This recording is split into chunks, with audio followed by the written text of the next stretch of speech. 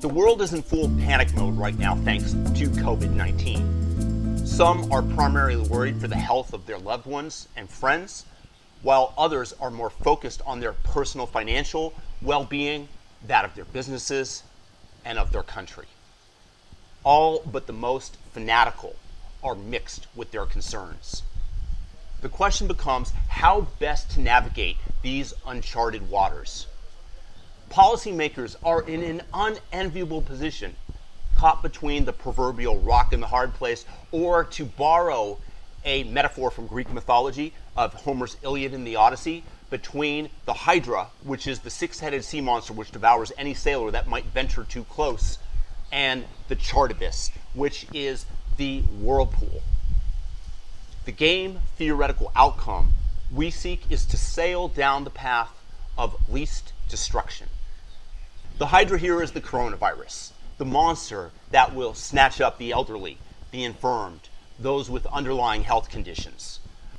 Restrict no movement, let business continue as usual, and you have rapid spread of the virus that will result in the deaths of far too many people, as well as overrun the hospitals with massive numbers of people seeking treatment. This sudden rush on beds, doctors, and other health resources will exacerbate deaths of others seeking medical care, from accident victims to those who happen to have suffered from a heart attack on the wrong day. Not that there is a good day to suffer from a heart attack.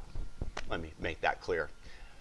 The other byproduct of this will be massive amounts of fear that will be spread because the resources normally available, the health resources normally available to treat the sick won't be there. There's going to be massive amounts of panic, and the horrendous and negative, evil news media will amplify this because it's going to get them clicks and generate revenue. It's going to create a massive panic. The stock market would tank even harder than it already has, although it's recovered some bit as I record this today.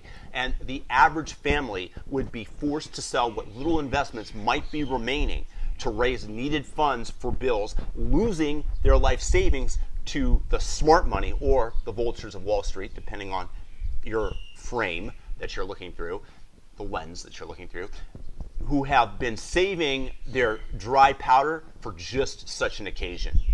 On the other side of the strait, you have the Whirlpool, which is an apropos metaphor as we're considering flushing the entire economy down the drain. If you tell everyone manning the oars of your ship to disappear below deck and self-isolate for the next 18 months, which is the time frame which scientists believe that they can come up with a vaccine for the virus, and you don't have anyone rowing the boat, the nation's ship gets sucked under into Davy Jones' locker, and the remnants of which would be very difficult to pull back out. It would be exceedingly challenging to restart the economy once all the businesses are destroyed. Think of each sole proprietorship, each small business that goes under, never to open again. Think of all the people laid off with no means to support themselves, even though they have every desire and inclination to do so. The hard-working Americans that have to accept handouts despite it going against their principles. Supported by a government with no tax revenue that's coming in that has to debase the world's reserve currency until it starts to lose all of its luster and value. Savers, especially the elderly, would have the value of their cash vaporized. As the intricate supply chain falls apart, products become harder and harder to produce. Rather than concentrating on innovation and productivity, most people would just be trying to survive. The misery created will likely be vast. Suicide, sadly, would likely rise, as would political polarization, which is already severe, as we would be rarely interfacing in person directly with each other, helping strengthen the feeling of the other, as demonstrated by the discourse which exists on Twitter and Reddit. Socialism would once again rear its ugly head with people becoming accustomed to government handouts. A malaise would start to grip not only the United States, but the entire world. Certain localities have been experiencing a localized economic depression for decades. Generally, these are areas that had one or two large employers who shut down due to a trade or technology shock. Sadly, such communities have seen rises in alcoholism, in opioid use, in depression, divorce, in every negative aspect because people are lacking purpose. Do we want to expand these areas of depression economically further into the country, leaving maybe New York, Seattle, Los Angeles as the sole bastion of economic progress? And that isn't even for certain if we continue to shut everything down. And think of the crime that would come from people that would be in utter despair should it ever come to that. Meanwhile, China, from where this disease originated, now theoretically past the worst of it, is going to start ramping up production. They already have a big lead on us, perhaps providing some of its more valuable workers hazmat suits, the rest likely much more dispensable.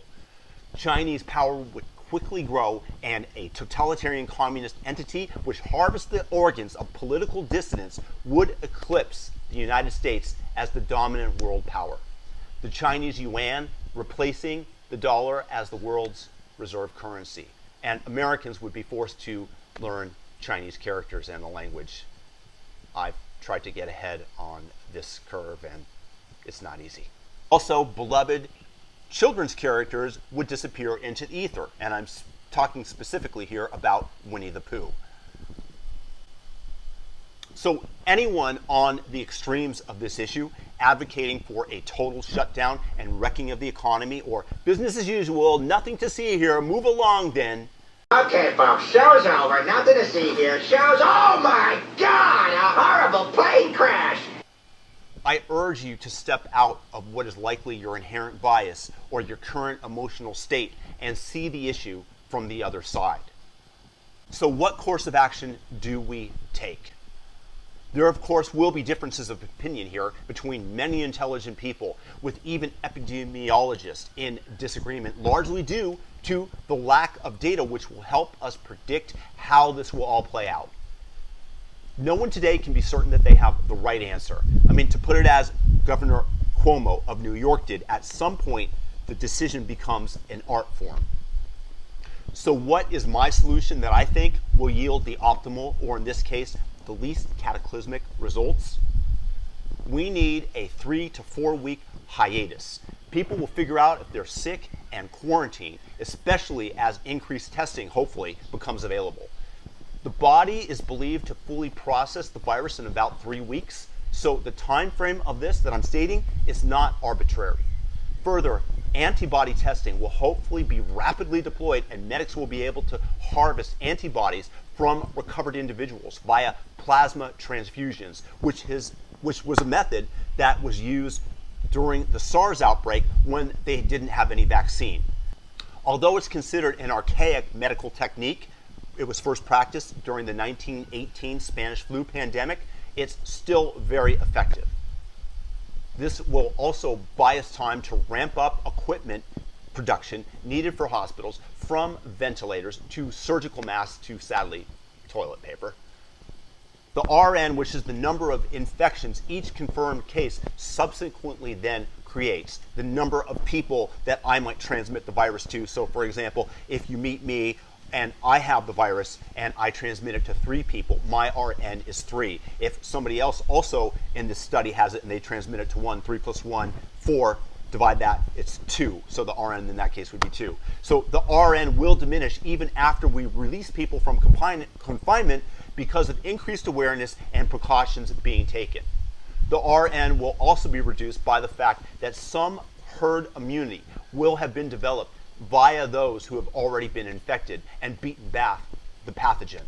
Meaning that even if they come in contact with somebody who is shedding the virus, they won't be passing it along again. And that 3-week period, it has to be specified to give people some certainty of when they'll be free and when they'll be able to start living normally again.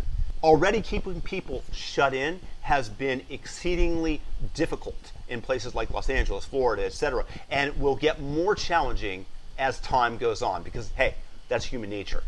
That said, if I were president, I would state that we need to reevaluate after 3 weeks, given the data, underlying data. This needs to be data-driven as to where to proceed. But we do want to provide certainty and an expected date. I think the public will be very forgiving if at that point we extend the date based on the data that's available. At that point, we'll have more information on virtually every aspect of the virus. I mean, it took us months to sequence the genetic code for SARS, but given advances in technology, we managed to achieve the feat with the COVID-19 virus in a matter of days. I believe this was using Illumina, a company in San Diego's technology. The downtime will also give us the ability to acquire and produce many more tests.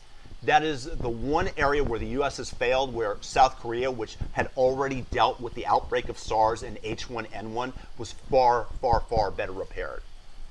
Testing for the virus is absolutely crucial and critical, and when people know they are positive, they can both stay secluded, knowing that by going out they will endanger others, or seek treatment earlier without fear of just being under the weather. I believe the cure for this cannot be worse than the disease, and that we would be far better off steering further away from the Whirlpool and closer to the Hydra.